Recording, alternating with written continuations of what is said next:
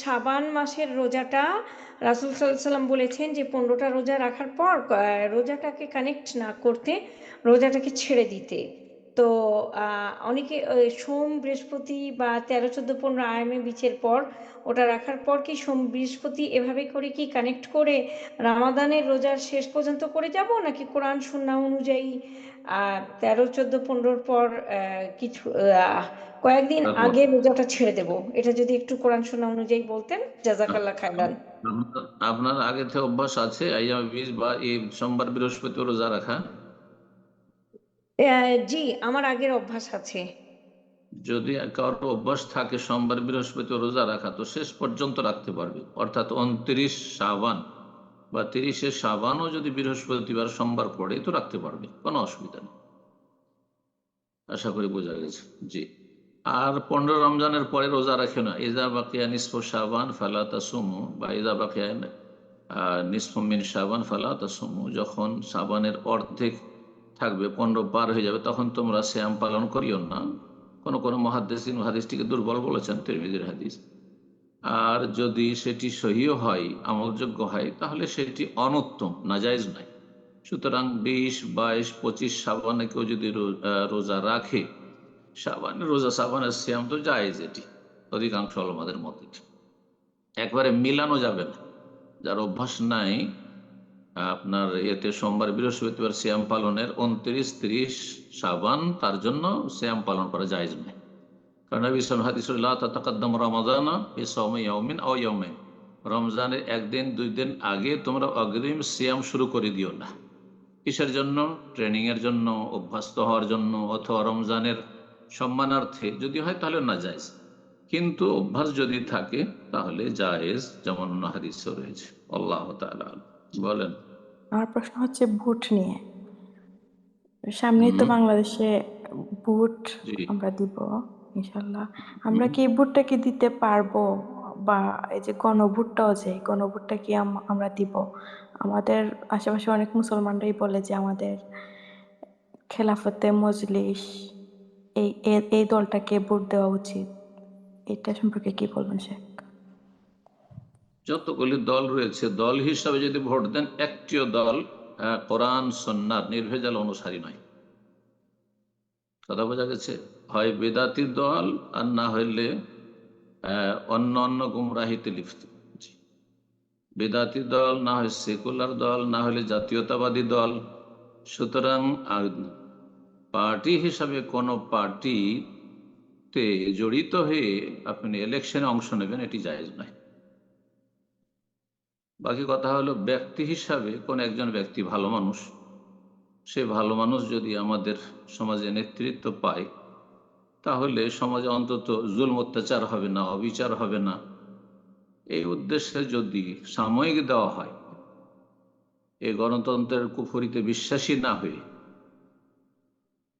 তাহলে অনেক সালাফি ওলামারাই জায়েজ বলেছে। বিষয়টি বড়ই স্পর্শকাতর। দেশের বিজ্ঞ ওলামা কেরাম যারা সালাফি ওলামা রয়েছেন, তারা এই বিষয়টি সিদ্ধান্ত দেবেন, এটাই বেশি ভালো হবে। আল্লাহ তাআলা আলাম। কিন্তু যেমন যে যে নামগুলি বললেন, এই সমস্ত দলগুলি হয় যদি ধর্মীয় লেবাসে থাকে তাহলে সেগুলি বেদাতি দল, আর যদি ধর্মীয় লেবাসে না থাকে তো সেগুলি হচ্ছে সেকুলার বা জাতীয়তাবাদী দল। সুতরাং সেগুলিতে আপনি জড়িত হয়ে, তাদের সহযোগী হয়ে আপনি কাজ করবেন, এটি জায়েজ নয়।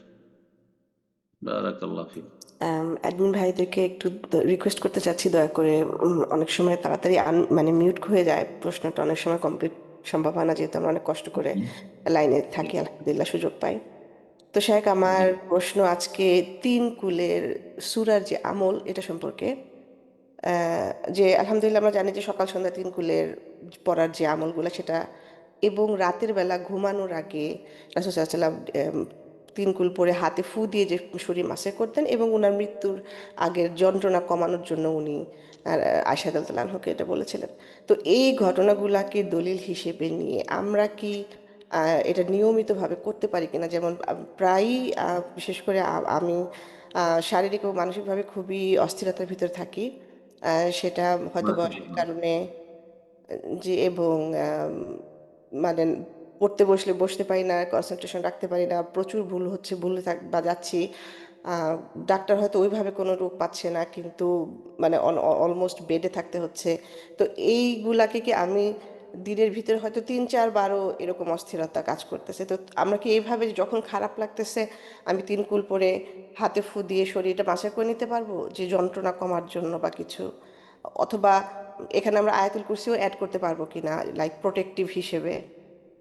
এটা কিভাবে একটু দয়া করে যদি বলতেন, যে 3 কুলের সার্বিক মানে অ্যাপ্লাইটা কিভাবে আমরা করতে পারি আর কি। জাযাকাল্লাহ ভাইরা। বারাকাল্লাহু ফিক। এখন যদি আপনি অসুস্থ থাকেন, সে মানসিক শারীরিক যে কোনো অসুস্থতা থাকে, সেই অসুস্থতায় যদি আপনি একাধিকবার সূরা ইখলাস, ফালাক, নাস এগুলি পড়ে আপনি রুকিয়া করেন, তাহলে তো ঠিক আছে, ভালো, ঠিক আছে, অসুবিধা নেই।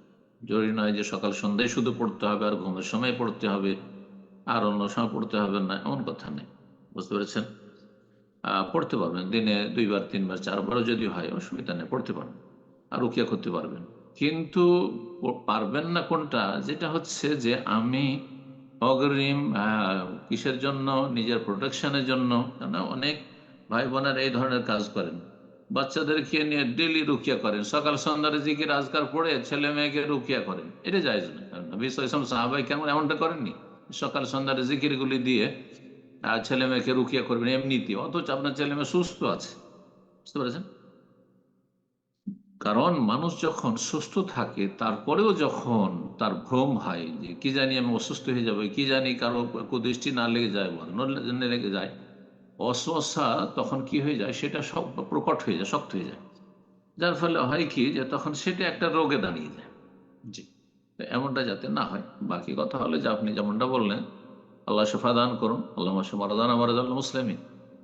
আপনি একাধিকবার দিনে সূরা ইখলাস, ফালাক, নাস পড়তে পারবেন। আপনি যদি মনে করেন রুকিয়া, গোটা কোরআনে কারিমে রুকিয়া, সুতরাং আয়াতুল কুরসি পড়েও আমি রুকিয়া করবো, তা পড়তে পারবেন, কোনো অসুবিধা নেই।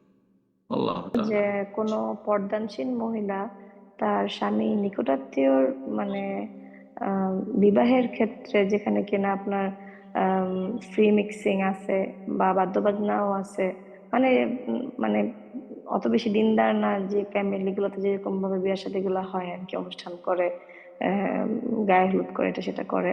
তো সে যদি সেটাকে টোটালি মানে উপস্থিত হতে না চায়, সেক্ষেত্রে ফ্যামিলি যদি জোরাজুরি করে যে ঠিক আছে আপনি আসেন, আপনি এসে উপস্থিত হবেন না, আপনি আলাদা থাকবেন, আপনি আলাদা রুমে থাকবেন, বাচ্চা কাচ্চা নিয়ে আপনি উপস্থিত হন, অনেক জোরাজুরি করে, সেক্ষেত্রে মানে ওই পর্দানশীল মহিলাটা কিভাবে বাচ্চাকে এবং নিজেকে ওই ফিতনা থেকে রক্ষা করবে, বা তার উত্তরটা কি হওয়া উচিত, কি ধরনের অবস্থান তার হওয়া উচিত? জাযাকাল্লাহ যাবেন খাইরান।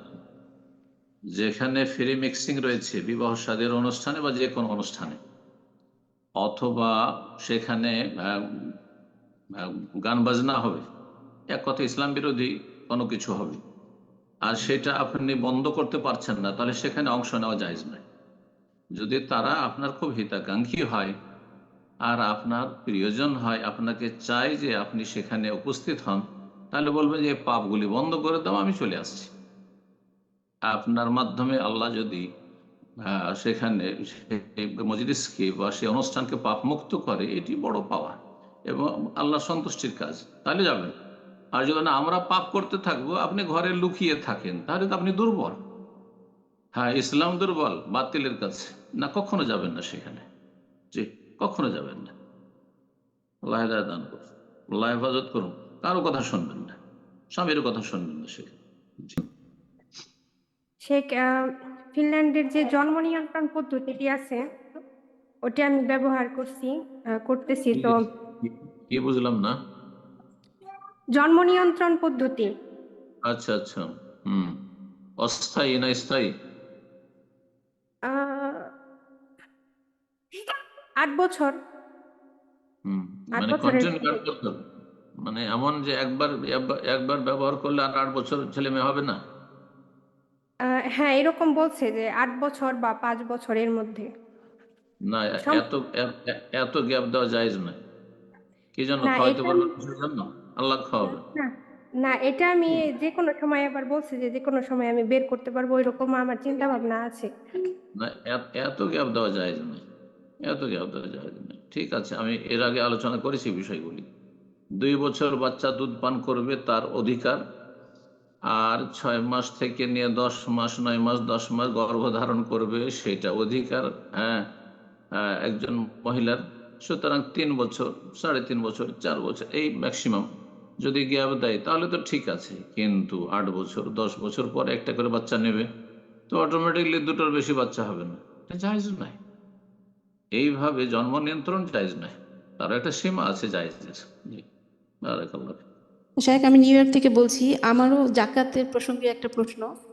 ওই আমাদের আমার ভাইয়ের বাসায় একজন ড্রাইভার 22 বছর ধরে কাজ করেন। তো উনি একটু অসুস্থ দেখে উনি অন্য কোথাও আর এক্সট্রা ইনকাম করতে পারে না। যা টাকা কামায় ওটা দিয়ে ওনার সংসার চলে যায়, বাচ্চা কাচ্চা আছে 3 জন।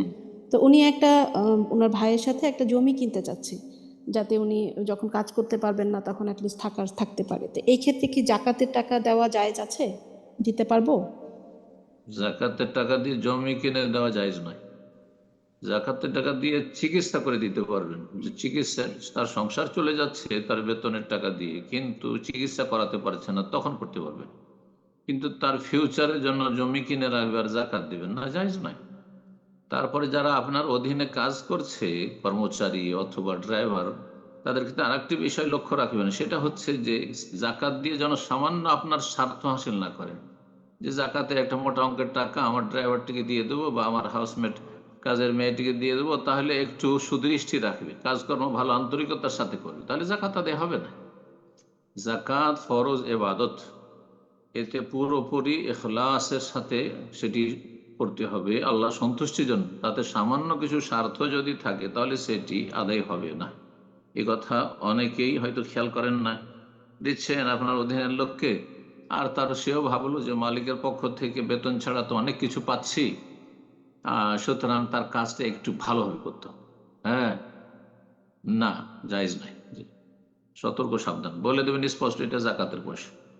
জি, বারাকাল্লাহ ফিক।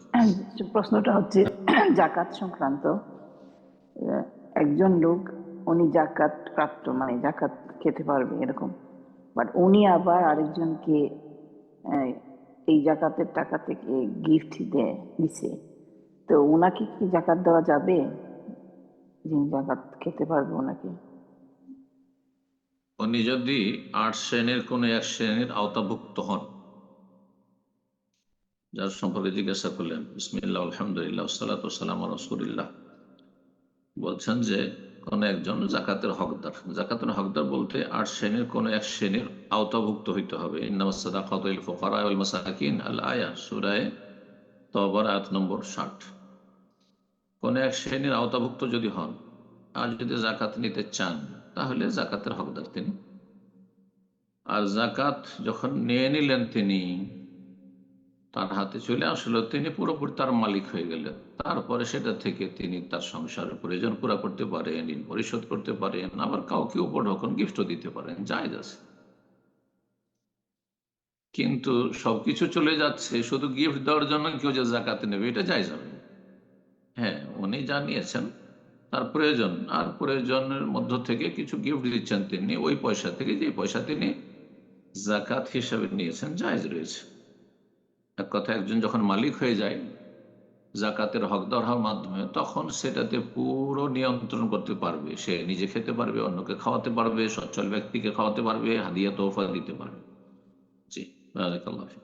রাসূলুল্লাহ সাল্লাল্লাহু আলাইহি ওয়াসাল্লাম বলেছিলেন, বারিরাকে যে সাদাকা দেওয়া হয়েছিল, বকরি, ছাগল, আর সেই গোস্ত এসেছিল মায়েশা রাদিয়াল্লাহু তাআলা আনহার বাড়িতে, নবী সাল্লাল্লাহু আলাইহি ওয়াসাল্লামের জন্য সাদাকা যাকাত হারাম ছিল।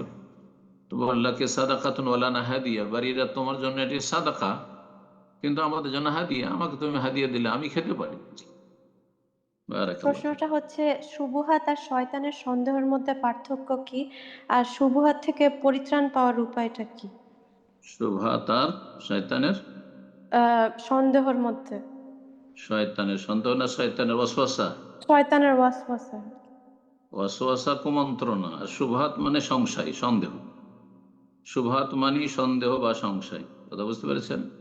জি। শুবহাত আল্লাহর দিনের কোনো বিষয়ে, আকীদার বিষয়ে, আল্লাহ পরকালের বিষয়ে, কোরআনের বিষয়ে, রিসালাতের বিষয়ে, অথবা যে কোনো বিষয়ে, অথবা ইবাদত বন্দেগী মাসলা মাসাইলের ক্ষেত্রে সংশয়, ধর্মীয় বিষয়ে যদি সংশয়, ইসলাম পরিপন্থী যেসব পথ মত রয়েছে, আদর্শ রয়েছে, বাতিল মতবাদ রয়েছে, সেগুলি এর ক্ষেত্রে সংশয় যে হয়তো সেগুলি হচ্ছে সমাধান। যেমন আজকাল অনেকে মানুষ গণতন্ত্র হচ্ছে, ডেমোক্রেসি হচ্ছে সমাধান, জাতীয়তাবাদ হচ্ছে সমাধান, হ্যাঁ, পুঁজিবাদ হচ্ছে সমাধান, সমাজবাদ হচ্ছে সমাধান, ইত্যাদি ইত্যাদি। তো এই যে সংশয়গুলি, এগুলিকে বলা হয় শুবহাত, শুবহাতের রোগ। শুবহাত কখনো কখনো কুফরি, আর কখনো কখনো সেগুলো কুফরি না হলে ফাসিকি। জি, মানুষ যারা শুবহাত, দ্বীন ইসলামের ক্ষেত্রে শুবহাত সংশয় লিপ্ত, তারা পথভ্রষ্ট। নাসাল্লাহ সালামত ওয়াল আফিয়া। আর শয়তানের ওয়াসওয়াসা মানে শয়তান মনে যদি খারাপ কথা জাগায়, খারাপ কথা জাগছে, খারাপ, সেটি আকীদার বিষয়ে, আল্লাহ সম্পর্কে, পরকাল সম্পর্কে খারাপ কথা আসছে, মনে জাগছে, ভেসে উঠছে, অথবা দ্বীনে ইসলামের মাসলা মাসাইলের ক্ষেত্রে, বিষয়ের ক্ষেত্রে, অথবা পাপাচারে লিপ্ত হওয়ার ক্ষেত্রে পাপের দিকে মন বাড়ছে, পাপের কথা মনে হচ্ছে, পাপ ভালো লাগছে, হারাম রোজগার ভালো লাগছে, ইত্যাদি। শয়তানের ওয়াসওয়াসা, এগুলো শয়তানের ওয়াসওয়াসা মানে শয়তানের কুমন্ত্রণা। এই সমস্ত অনিষ্টের কেউ সম্মুখীন যদি হয়, তাহলে আল্লাহর কাছে আশ্রয় কামনা করবে, আল্লাহর কাছে আশ্রয় কামনা করবে। আল্লাহুম্মা ইন্নী আউযু বিকা মিনাল ফিতানি মা যাহারা মিনহা ওয়া বাতান। জি, হে আল্লাহ, প্রকাশ্য এবং গোপনীয় সমস্ত ফিতনা থেকে তোমার কাছে আশ্রয় নিচ্ছি, বা তোমার কাছে আশ্রয় চাইছি। আল্লাহ রাব্বুল আলামিন শয়তানের ওয়াসওয়াসা থেকে আশ্রয় কামনা করতে বলেছেন রব্বুল আলামিনের। ওয়া ইম্মা ইয়ানজাগান্নাকা মিনাশ শাইতানি নাযগুন ফাস্তাইজ বিল্লাহ।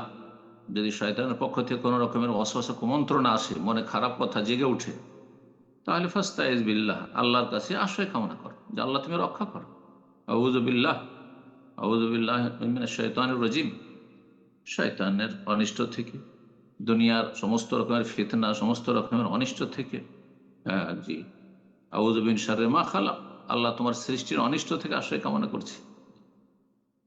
আল্লাহুম্মা ইন্নী আউযু বিকা মিন শাররি কুল্লি যি শারর, সমস্ত খারাপের, সমস্ত মন্দের অনিষ্ট থেকে আশ্রয় কামনা করছি, ইত্যাদি। নিজের ভাষায় আল্লাহর কাছে আশ্রয় চাইবেন। আর যেসব হাদিসে ইস্তেআজা, আশ্রয় কামনার দোয়া রয়েছে, সেগুলি পাঠ করবেন। আর সংশয় সন্দেহতে বেঁচে থাকার জন্য, সংশয় সন্দেহের চিকিৎসা হচ্ছে কোরআন সুন্নাহর গভীর জ্ঞান। দ্বীন সম্পর্কে, ওহী সম্পর্কে যত জ্ঞান অর্জন করবেন, সংশয়ের রোগ থেকে মুক্ত থাকবেন। আর শাহওয়াত, কুপ্রবৃত্তির যদি রোগে কেউ আক্রান্ত থাকে, তাহলে তাকওয়া, নেক আমলের মাধ্যমে, নেক আমলের মাধ্যমে আপনি আপনার শাহওয়াত, কুপ্রবৃত্তির রোগ থেকে মুক্তি লাভ করবেন। ইলমের মাধ্যমে শুবহাত, সংশয়ের রোগ থেকে আপনি মুক্তি লাভ করবেন। আল্লাহুম্মা ইন্নী আসআলুকা ইলমান নাফিআ ওয়া আমালান মুতাকাব্বালা, আর আল্লাহর সন্তুষ্টিমূলক আমলের মাধ্যমে আপনি শাহওয়াত, কুপ্রবৃত্তি রোগ থেকে মুক্তি লাভ করবেন। এই দুটো চিকিৎসা, ইলম এবং আমল চিকিৎসা শাহওয়াত এবং শুবহাতের রোগের। আল্লাহ রাব্বুল আলামিন আমাদেরকে হেফাজত করুন।